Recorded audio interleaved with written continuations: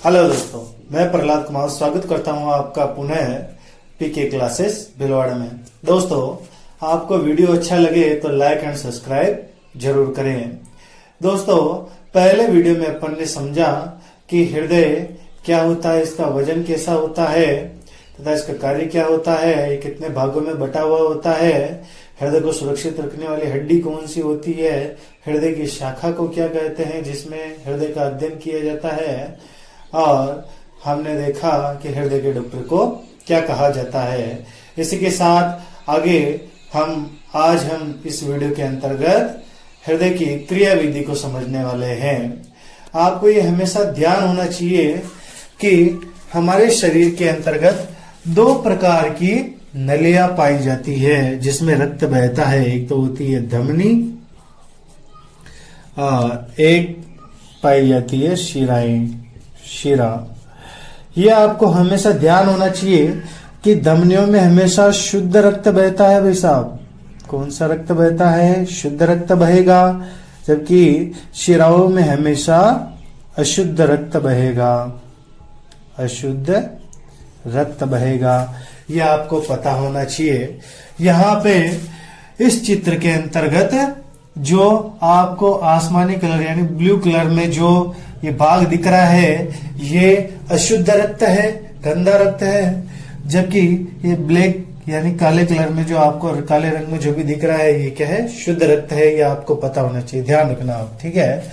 इसी के साथ कि अपन बोल रहे कि अशुद्ध रक्त, भाई साहब अशुद्ध रक्त मतलब रक्त के अंदर कुछ गंदी चीजें नहीं है। इसका मतलब अशुद्ध रक्त का मतलब है कि हमारे शरीर की रक्त के अंदर मतलब कार्बन डाइऑक्साइड यानी कि कार्बन डाइऑक्साइड की मात्रा ज्यादा है। कार्बन डाइऑक्साइड की मात्रा जिस रक्त में होगी उस रक्त को अशुद्ध रक्त कहेंगे, तथा जिस रक्त के अंदर ऑक्सीजन मिली हुई होगी उसे क्या कहेंगे? शुद्ध रक्त है। अपन क्रियाविधि समझेंगे, क्रियाविधि को शुरू करेंगे, तब आपको सब अच्छी तरीके से समझ में आ जाएगा। देखिए, सबसे पहले रक्त कहाँ आता है भाई साहब? हृदय के कौन से भाग में आता है? तो सबसे सर्वप्रथम रक्त हृदय के महाशिरा के द्वारा दाएं आलिंद में आता है। ये दाएं आलिंद है, महाशिरा के द्वारा दाएं आलिंद में आता है। दाएं आलिंद और दाएं नीले यानी कि ये दो अलग अलग भाग हैं। दाएं आलिंद और दाएं नीले के मध्य त्रिवलनीय कपाट पाए जाते हैं। त्रिवलनीय यानी कि गोल गोल जैसे 3 कपाट पाए जाते हैं। कितने कपाट पाए जाते हैं? 3 त्रिवलनीयकार कपाट पाए जाते हैं, जिससे रक्त दाएं आलिंद से दाएं नीले में उतर आता है। दाएं नीले से रक्त वापस कहाँ पंप कर दिया जाता है भाई साहब? फेफड़ों में भेजने के लिए फुसफुसीय धमनी द्वारा भेज दिया जाता है। यहाँ पे गौर करने की बात है, फुसफुसीय धमनी अपन ने तो पहले पढ़ा कि धमनियों में हमेशा शुद्ध रक्त बहता है भाई साहब। तो ये धमनी में अशुद्ध रक्त क्यों बह रहा है? ये तो आ रहा है जो तो अशुद्ध रक्त है, तो इसमें क्यों अशुद्ध रक्त धमनी में क्यों बह रहा है? शुद्ध बहना चाहिए। तो ये एकमात्र अपवाद नली है। क्या है? अपवाद, जिसमें क्या अशुद्ध रक्त बहता है, यानी कि फुसफुसीय धमनी एकमात्र अपवाद नली है जिसमें अशुद्ध रक्त बहता है। बाकी की धमनियों में सब में अशुद्ध रक्त बहता है, ध्यान रखेंगे, ठीक है। फुसफुसीय धमनी द्वारा रक्त कहाँ भेज दिया जाता है भाई साहब? शुद्धिकरण के लिए फेफड़ों में भेज दिया जाता है। इस प्रकार से अपने फेफड़े होते हैं, ठीक है।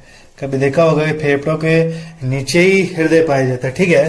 फेफड़ों में आता है, ये फुसफुसीय धमनी से रक्त कहाँ आ गया भाई साहब?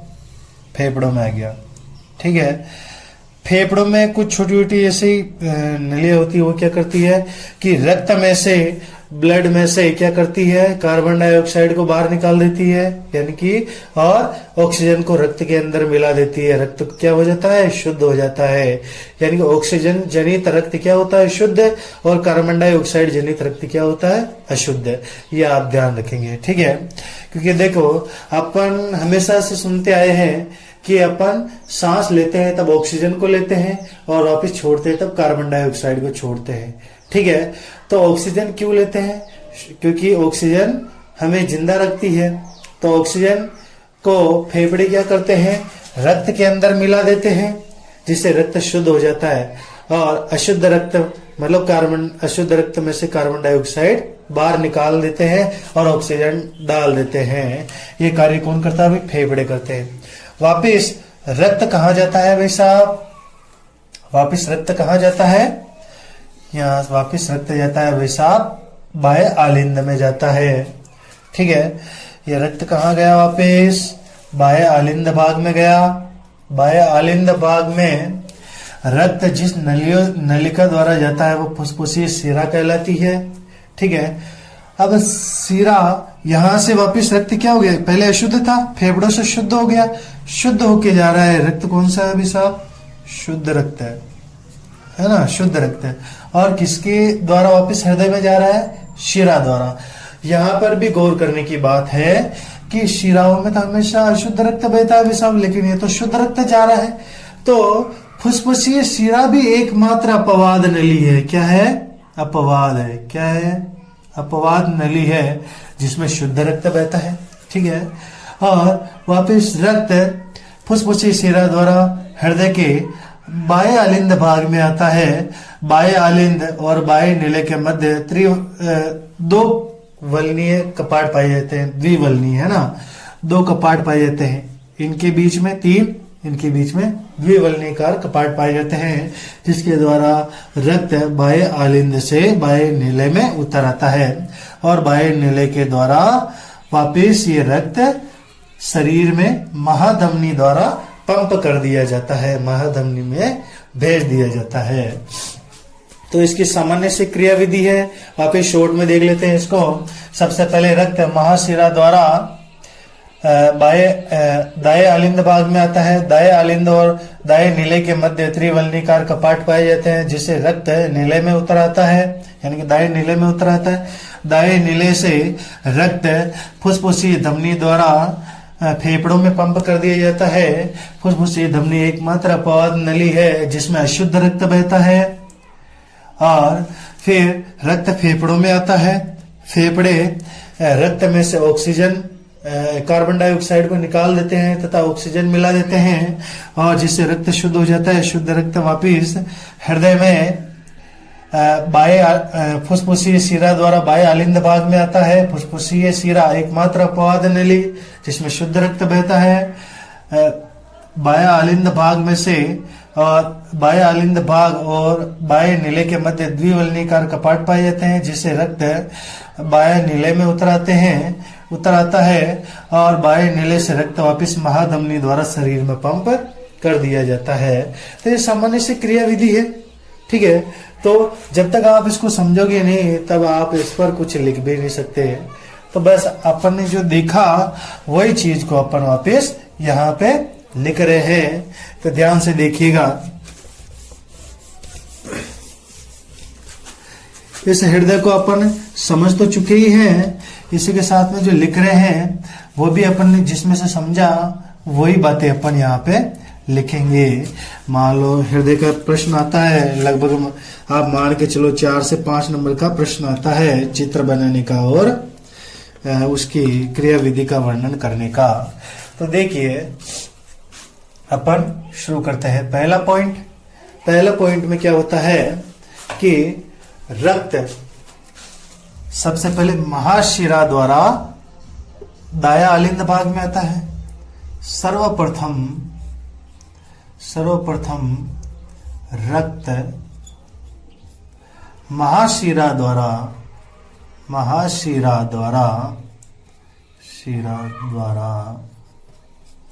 दाएं आलिंद भाग में आता है।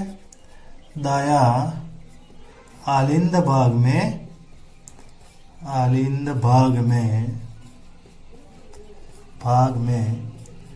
आता है। ठीक है, पहली बात तो ये होगी। दूसरी बात, दाएं आलिंद भाग में आ गया। दाएं आलिंद और दाएं नीले के मध्य त्रिवलनीकार कपाट पाए जाते हैं, 3 कपाट पाए जाते हैं। तो लिखिए दाया आलिंद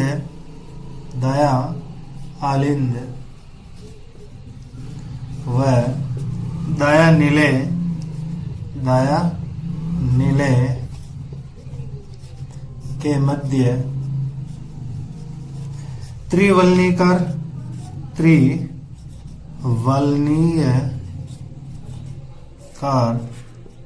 कपाट पाए जाते हैं। कपाट पाए जाते हैं। तीसरी बात, दाएं नीले से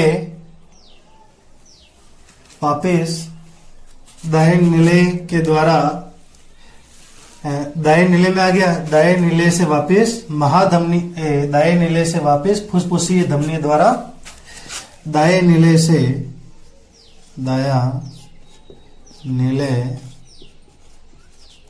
से रक्त महाधमनी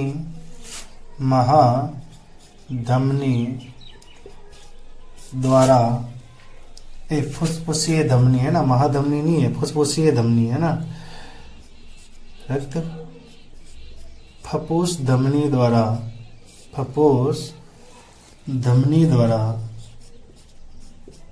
ये रक्त कौन सा है भाई? अशुद्ध रक्त है, ये ध्यान रखेंगे आप, है ना, शुद्ध रक्त फुसफुसीय धमनी द्वारा फेफड़ों में भेज दिया जाता है। कहाँ भेज दिया जाता है भाई साहब? फेफड़ों में भेजा जाता है। यहाँ गौर करने की बात क्या है बताइए? फुसफुसीय धमनी क्या है? एकमात्र अपवाद है, ये ध्यान रखिए, नोट करके डालेंगे। एकमात्र फुसफुसीय धमनी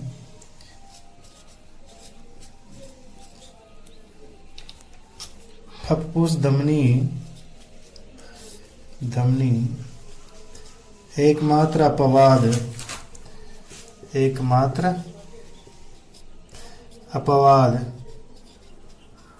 नली जिसमें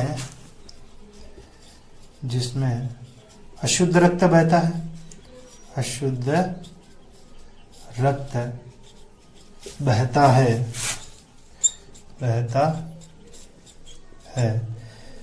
फिर आगे क्या होता है? शुद्धिकरण के लिए रक्त कहाँ भेज दिया था? फेफड़ों में। फेफड़ों से, चौथी बात क्या होगी? फेफड़ों से रक्त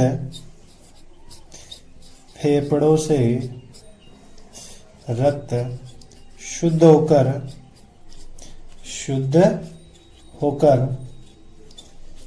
होकर कहाँ आता है भाई साहब? कहाँ आता है? फुसफुसीय शिरा के द्वारा। किसमें आता है? बाह्य आलिंद भाग में आता है। शुद्ध होकर रक्त फुसफुसीय शिरा, फपूस शिरा के द्वारा कहाँ आता है भाई साहब? बाह्य आलिंद भाग में आता है। कहाँ? बाह्य आलिंद भाग में आता है। ठीक है। बाह्य आलिंद और बाह्य निलय के मध्य द्विवलनीकार कपाट पाए जाते हैं। कितने? 2 कपाट है ना, ध्यान रखना। पांचवी बात क्या होगी कि बाह्य आलिंद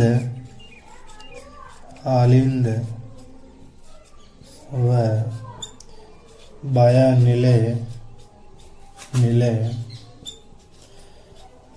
के मध्य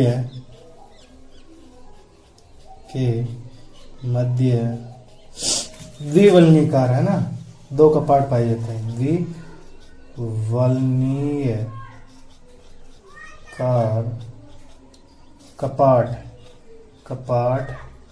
पाए जाते हैं।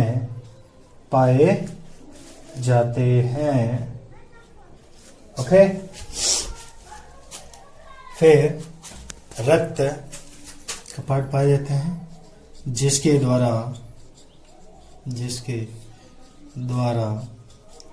रक्त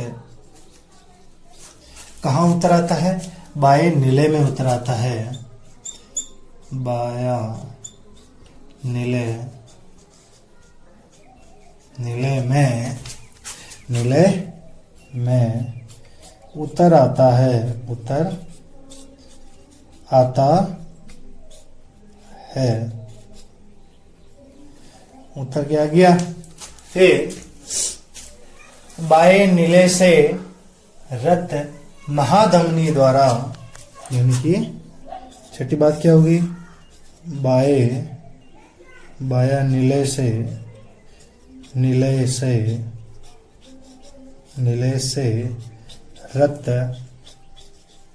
रक्त महाधमनी द्वारा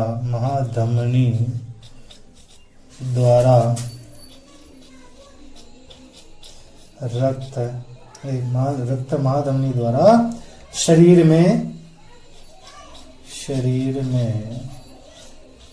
पंप कर दिया जाता है। पंप कर दिया जाता है,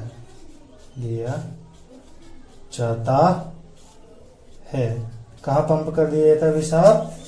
महाधमनी द्वारा शरीर में पंप कर दिया जाता है। तो अपन ने इसकी क्रियाविधि को समझ लिया अच्छी तरीके से। इन पर फैक्ट की अपन ने बातें भी लिख ली। अब आज के बाद अगर कोई भी एग्जाम के अंतर्गत, कोई परीक्षा के अंतर्गत अगर हृदय से संबंधित कोई प्रश्न आता है तो आप उसको आसानी से हल कर सकते हो कि नहीं कर सकते हो? कर सकोगे आराम से, अगर आपने अच्छे तरीके से ध्यान से इसको समझा है तो। ओके, देखिए एक बात गौर करने की है यहाँ पर कि रक्त हृदय में 2 बार आता है। कितनी बार आता है भाई साहब? 2 बार आता है। कैसे? देखिए कि पहले तो रक्त महाशिरा द्वारा आलिंद में आया, दाया आलिंद में, दाया आलिंद से दाया नीले में, नीले के द्वारा फुसफुसीय धमनी द्वारा फेफड़ों में भेज दिया। एक बार तो हृदय में आ गया, फिर फेफड़ों से वापिस शुद्ध होकर कहाँ जाता है भाई साहब? फुसफुसीय शिरा में। फुसफुसीय शिरा द्वारा कहाँ पे आता है? बाया आलिंद भाग में। बाया आलिंद से बाएं नीले में उतरता है और बाएं नीले से महाधमनी में पंप करता है। एक बार तो यहाँ पे आ गया रक्त, ठीक है, फेफड़ों में चला गया। दूसरी बार वापस यहां से आया, वापस शरीर में चला गया। मतलब शुद्ध होने के लिए रक्त हृदय में 2 बार आया है। इसलिए इस हृदय को दोहरा रक्त परिसंचरण तंत्र भी कहते हैं। यानी कि हृदय क्रियाविधि को क्या कहते हैं? हृदय को दोहरा रक्त परिसंचरण तंत्र भी कहते हैं। ये आप ध्यान रखेंगे। ओके, जब तक जय हिंद जय भारत।